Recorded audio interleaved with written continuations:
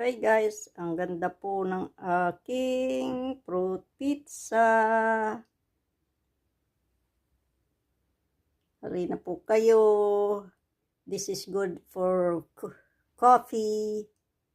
Fruit pizza and coffee.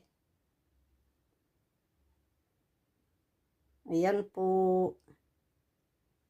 Ganda.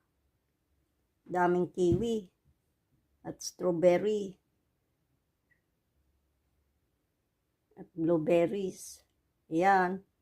Okay guys, thanks for watching. See you later. Bye-bye.